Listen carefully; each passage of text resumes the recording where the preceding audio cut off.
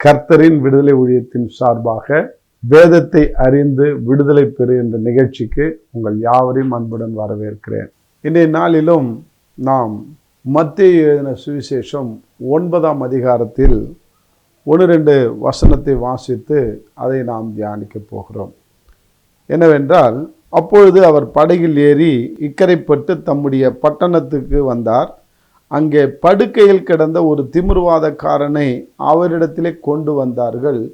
இயேசு அவளுடைய விசுவாசத்தை கண்டு திமிர்வாதக்காரனை நோக்கி, மகனே திடன்கொள், உன் பாவங்கள் உனக்கு மன்னிக்கப்பட்டது என்றார். அன்பாலே, இங்க 2வது வசனத்துல இந்த வார்த்தையை நாம் கட்டம் போடுங்க. இயேசு அவர்களுடைய விசுவாசத்தை கண்டு. எவர்களுடைய விசுவாசத்தை கண்டு? அந்த 4 பேருடைய விசுவாசத்தை கண்டு ஆண்டவர் திமிர்வாதக்காரனை நோக்கி, மகனே உன் பாவங்கள் மன்னிக்கப்பட்டது என்றார். அந்த திமிர்வாதக்காரன் ஆண்டவரிடத்தில் வந்து ஜெபிக்கலை, ஆண்டவரிடத்தில் கோரிக்கை வைக்கலை, என்னை சுகமாக்குன்னு சொல்லலை. ஆனால் அவர்கள் விசுவாசத்தை கண்டு என்று சொல்லப்பட்டிருக்கிறது. எவர்கள் என்றால் ஒரு 4 பேர். அது மார்க்கு சுவிசேஷம் 2ஆம் அதிகாரத்தில், அப்பொழுது 4 பேர் ஒரு திமிர்வாதக்காரனை நோக்கி சுமந்து கொண்டு அவரிடத்திலே வந்தார்கள். ஜனக்கூட்டத்தின் நிமித்தம் அவருக்கு சமீபமாய் சேரக்கூடாமல் அவர்கள் இருந்த வீட்டின் மேற்கூரையை பிரித்து திறப்பாக்கி திமிர்வாதக்காரன் கிடக்கிற படுக்கையை இறக்கினார்கள். இயேசு அவர்கள் விசுவாசத்தை கண்டு திமிர்வாதக்காரனை நோக்கி, உன் பாவங்கள் உனக்கு மன்னிக்கப்பட்டது என்றார். அன்பாலே, மார்க்கு சுவிசேஷத்தில் விலாவரியாக சொல்லியிருக்கிறாரு, அந்த 4 பேருடைய விசுவாசத்தை கண்டு அப்படி என்று இருக்கிறது. அந்த 4 பேருடைய விசுவாசத்தில் அப்படி என்னங்க கண்டாரு அப்படின்னு பார்த்தீங்கன்னா, ஒரு 4 காரியங்கள் அந்த 4 பேருடைய விசுவாசத்தில் மறைந்திருப்பதை நாம் காண முடியும். 1, ஒருமனப்பட்ட விசுவாசம். 2, தூக்கி சுமந்த விசுவாசம். 3, முன்னேறி சென்ற விசுவாசம். 4, தடைகளை தகர்த்தெறிந்த விசுவாசம். அன்பால், இந்த 4 அம்சங்களும் அந்த 4 பேருடைய விசுவாசத்தில் இருந்ததை கண்டு ஒரு திமிர்வாதக்காரனை நோக்கி ஆண்டவர் என்ன செஞ்சாரு? மகனே, உன் பாவங்கள் மன்னிக்கப்பட்டது, எழுந்திருச்சு நட என்றார். அவனும் சுகமாய் சென்றான் என்று பார்க்கிறோம். அன்பாலே, இன்றைக்கு இதில் நாம் கற்றுக்கொள்ளக்கூடிய விசுவாச அம்சங்கள் என்ன அப்படின்னாக்கா, ஒருமனப்பாடு. இன்னைக்கு அநேக முடக்கவாதக்காரர்கள் நம்மளை சுற்றிலும் இருக்கிறார்கள்.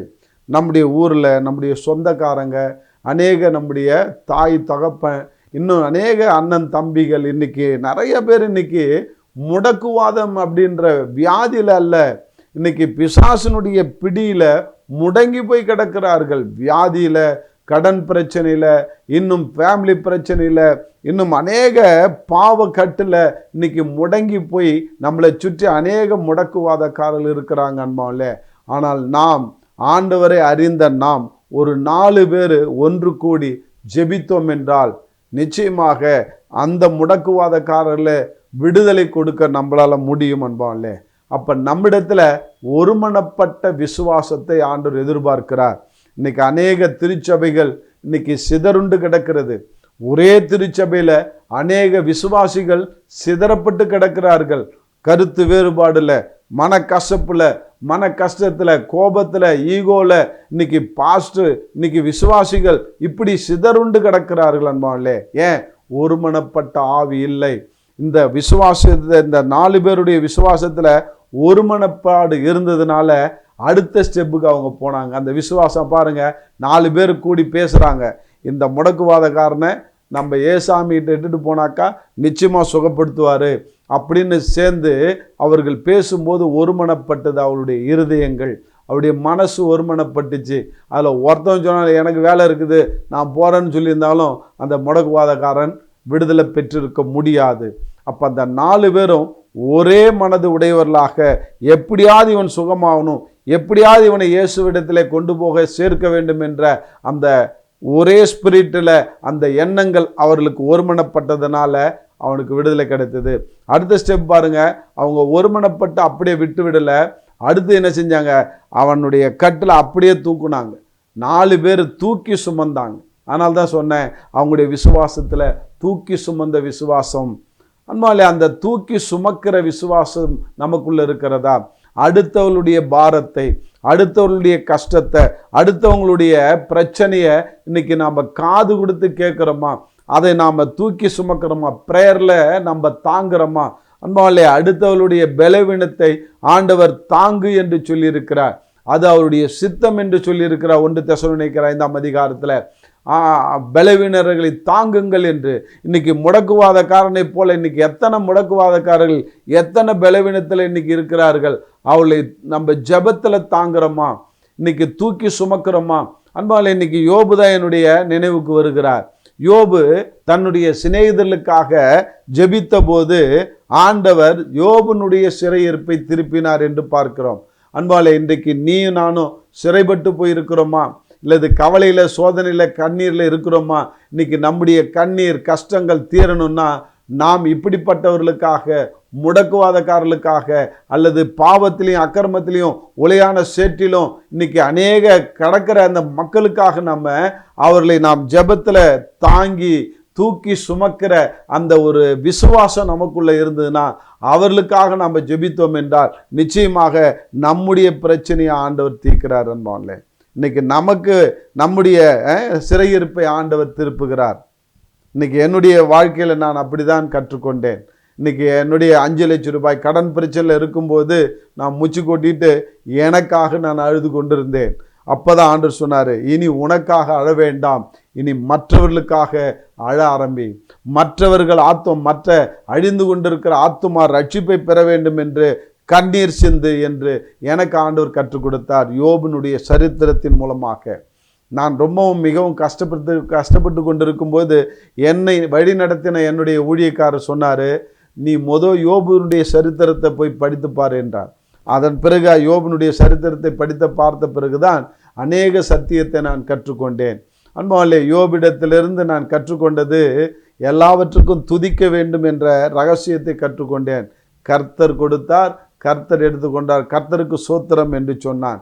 அடுத்தது அவனுடைய நண்பர்களுக்காக அவன் ஜெபித்த போது யோபனுடைய சிறையிருப்பை ஆண்டவர் திருப்பி இரட்டத்தனையாய் ஆசீர்வதித்தார் என்று பார்க்கிறோம். அதே போல இன்றைக்கு நானும் இன்னைக்கு நம்மளை சுற்றி இருக்கிற அநேகர் முடக்குவாதத்தில், பாவத்தில், அக்கிரமத்தில், இன்னைக்கு உளையான சேற்றில், இன்னைக்கு குடியின் ஆவியில், போதைப் பொருளில், விபச்சாரத்தில், இன்னைக்கு மோனோகிராஃபில் இப்படி அடிமைப்பட்டு கிடக்கிறவர்களை நாம் ஜெபத்தில் தாங்கணும், தூக்கி சுமக்கணும். அன்பாலே அப்படி சுமக்கும் பொழுது அவர்களுக்கும் விடுதலை, நமக்கும் விடுதலை கிடைக்கும். அன்பாலே அடுத்தது அவர்கள் முன்னேறி சென்ற விசுவாசம் என்று பார்க்கிறோம்.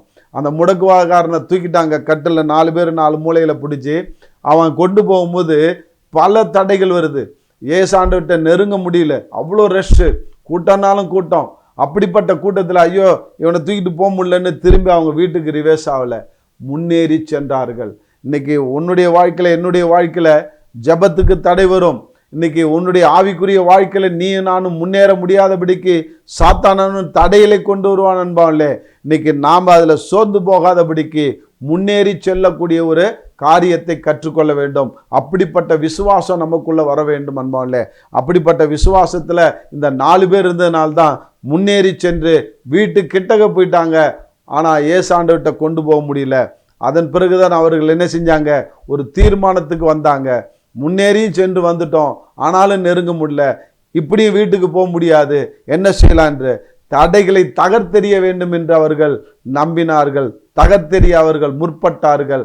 அதுதான் அவனுடைய விசுவாசத்தினுடைய ஹைலைட்டுன்னு சொல்லுவோம். உச்ச நிலைமை. வீட்டுக்காரன் நம்மளை சண்டை போட்டாலும் பரவாயில்ல, இந்த வீட்டு மேலே ஏறி ஓட்டை பிரித்து திறப்பு உண்டாக்கி அவனை அப்படியே கட்டளை விட்டு இறக்குவோம் ஏசாண்டவர்கிட்ட அப்படின்னு சொல்லி அவள் என்ன செஞ்சாங்க, தடைகளை தகர்த்தெறிந்தார்கள் என்று பார்க்கிறோம். இன்னைக்கு உன் வாழ்க்கையில், என் வாழ்க்கையில் இன்னைக்கு அநேக தடைகள் வருகிறதா? பிசாசு தடைகளை கொண்டு வரானா? சோர்ந்து போகாதே அன்பரே, சோர்ந்து போகாத சகோதரி, சோர்ந்து போகாத மகனே, நீ இன்னைக்கு தடைகளை தகர்த்தெறிய கற்றுக்கொள். முழங்கால் படியிடு. தடைகளை தகர்த்தெறிய இந்த 4 விசுவாச வீரர்கள் என்ன செய்தார்கள், வீட்டு மேலே ஏறி கூரையை பிரித்து திறப்பை உண்டாக்கினார்கள். இன்னைக்கு நீ முழங்காலில் நின்று ஆண்டவர் சமூகத்தில் தடைகளை தகர்த்தெறியும்படியாக திறப்பை தரும்படியாக நீ ஜெபிக்கும் பொழுது உனக்கு வானங்கத்தில் பல கனிகளை திறந்து ஆண்டவர் திறப்பை உண்டாக்கி உன்னை இடங்கொள்ளாத போக மட்டும் ஆசீர்வதிப்பார். அன்பாலே, இன்னைக்கு இதை கேட்டுக்கொண்டிருக்கிற அன்பு சகோதரனே சகோதரிய, நீ எந்த விதத்தில் சோர்ந்து இருக்கிறாய், சோர்ந்து போகாதே. நான் அப்படித்தான் இருந்தேன். சோர்ந்து போன வேளையில இந்த 4 பேருடைய விசுவாசத்தில் இருக்கிற 4 அம்சங்களை நான் தெரிந்து கொண்ட பிறகு எல்லா தடைகளையும் தகர்த்தெறிந்து ஜெபிக்கும் பொழுது ஆண்டவர் என்னுடைய சிறையிருப்பை திருப்பினார். எனக்கு விடுதலை கொடுத்த அதே ஆண்டவர் உங்களுக்கு கொடுப்பார். அன்பால், இந்த 4 பேருடைய விசுவாசத்துல தடைகளை தகர்த்தெறிய கற்றுக்கொள்ளுங்கள்.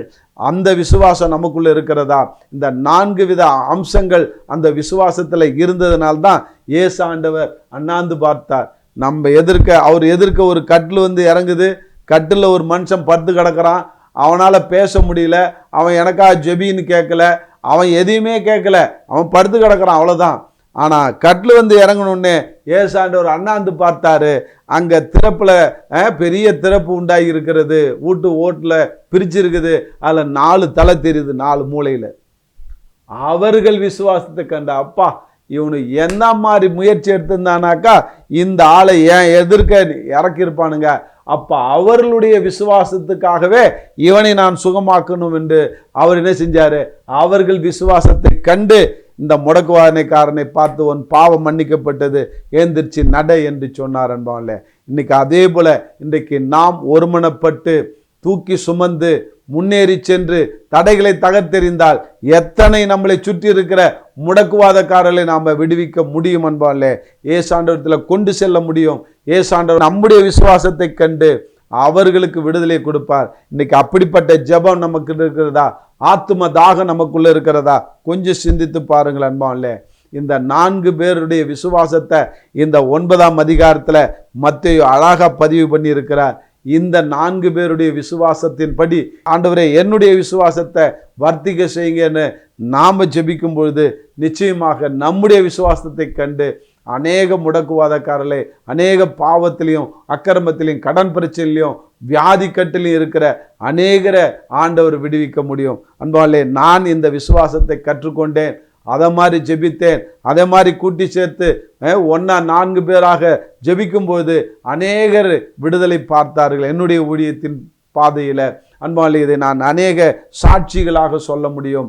இன்னைக்கு உங்களுடைய வாழ்க்கையிலும் அப்படிப்பட்ட அதிசய அற்புதம் நடக்கணும்னா, உங்க வாழ்க்கையில சிறையிருப்பு திருப்பணும்னா நீங்கள் ஒருமனப்படுங்க. நீங்க தூக்கி சுமக்க கற்றுக்கொள்ளுங்கள். நீங்கள் முன்னேறி செல்ல கற்றுக்கொள்ளுங்கள். விசுவாசத்துல நீங்கள் தடைகளை தகர்த்தெறிய கற்றுக்கொள்ளுங்கள். உங்களுடைய வாழ்க்கையிலும் ஆண்டவர் பெரிய அற்புதம் செய்வார். உங்க வாழ்க்கையில மட்டுமல்ல, உங்களை சுற்றி உள்ள இந்த மாதிரி முடக்குவாதக்காரர்களை, பாவத்திலும் அக்கிரமத்திலும் அடிமைத்தனத்திலும் சிக்கி இருக்கிறவர்களே ஆண்டவர் விடுதலை செய்வார். அன்பாலே, இன்றைக்கு நீர் கற்றுக்கொண்ட இந்த விசுவாசத்தை, உன்னுடைய விசுவாசத்தை கண்டு அநேகரை ஆண்டவர் விடுவிக்கும் பொருட்டாக இன்னைக்கு நாம் இந்த 4 பேருடைய விசுவாசம், புதைந்து கிடக்கிற விசுவாசத்தை கற்றுக்கொள்வோம். கர்த்தர் நம்முடைய சிறையிருப்பை திருப்பதோடல்ல, அநேகருடைய வாழ்க்கையை மாற்றக்கூடிய வல்லமை உள்ளவராக இருக்கிறார். அன்பாலே, இந்த 4 பேருடைய விசுவாசத்தை மறக்கவே மறக்காதீங்க. ஒருமனப்படுங்க, தூக்கி சுமங்க, முன்னேறி செல்லுங்க, தடைகளை தகர்த்தெறியுங்கள். கர்த்தர் உங்கள் விசுவாசத்தை வர்த்திக்க செய்வாராக. உங்களை சுற்றி இருக்கிறவர்களையும் ஆண்டவர் ரட்சிப்புள்ள விடுதலை ஆக்குவாராக. தேங்க்யூ. God bless you. கர்த்தர் உங்களை விடுதலை ஆக்குவார்.